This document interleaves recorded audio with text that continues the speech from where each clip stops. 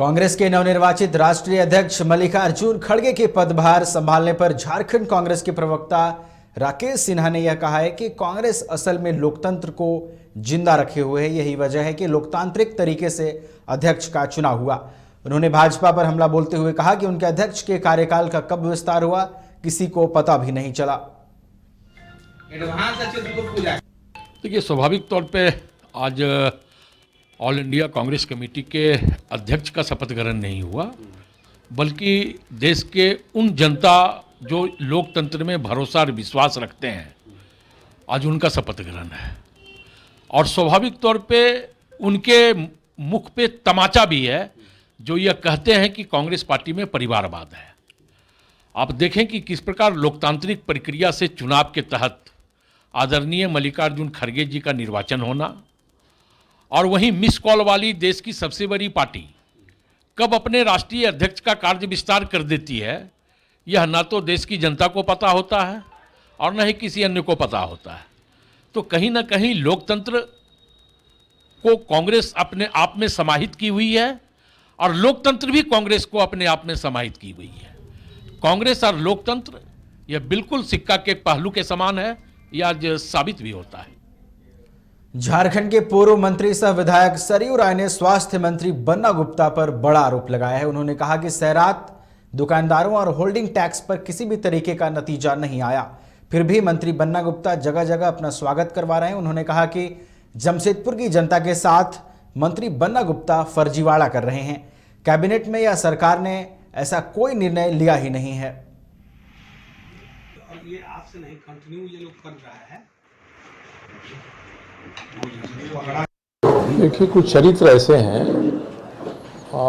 जिनके संस्कार में ये बातें घुस जाती हैं कि फरेब को, धोखाधड़ी को, गलत बयानी को अगर वह अपना आचरण मान लेता है कि यही हमारे लिए उचित है, तो ऐसे लोगों के लिए क्या कहा जा सकता है। मुझे भी अचंभा हुआ कि एक मंत्री ने पूरा पार्टी से लेकर कदमा तक अपना स्वागत इसलिए कराया कि होल्डिंग टैक्स को उन्होंने वापस करा दिया है।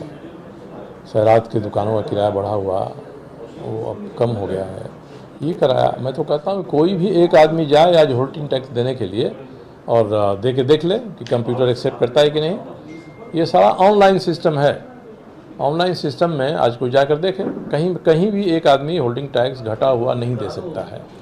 तो ये लोगों को पूछना चाहिए, इस क्षेत्र के लोगों को पूछना चाहिए। झारखंड में लगातार बढ़ रहे अपराध की घटनाओं और भ्रष्टाचार को लेकर बीजेपी आंदोलन की तैयारी में जुट गई है।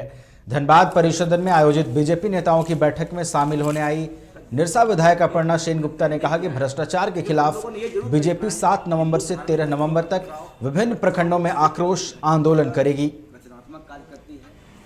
और तीसरा जिला में आक्रोश प्रदर्शन होगा। जनता का जो झारखंड सरकार जेएमएम, कांग्रेस, आरजेडी की गठबंधन, ये सरकार जब चुनाव के समय 2019 में जब विधानसभा चुनाव हो रही थी, उस समय इनका जो घोषणा पत्र जो जनता के सामने, इस राज्य के जनता के सामने जो इन्होंने घोषणा किए थे कि हम जनता में सुरक्षा देंगे,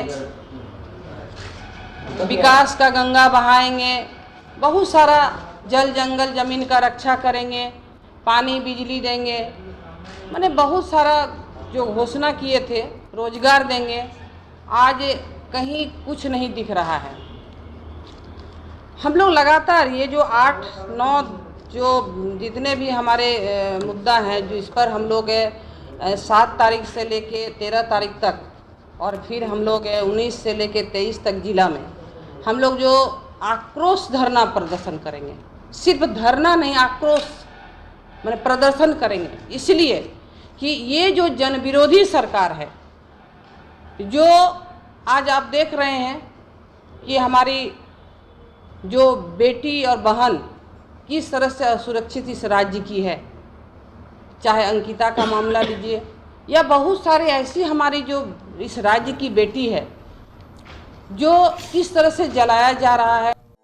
चार धामों में से एक रामेश्वर धाम सहित तिरुपति बालाजी, कन्याकुमारी, मदुरई, मां मीनाक्षी देवी और श्री मल्लिकार्जुन ज्योतिर्लिंग का झारखंड में सबसे कम दर पर सपरिवार दर्शन लाभ का अनुपम अवसर। संपर्क करें मां कामाख्या धार्मिक रेल यात्रा, केसरी नर्सिंग होम, पहला तल्ला, पिस्का मोड़, रांची।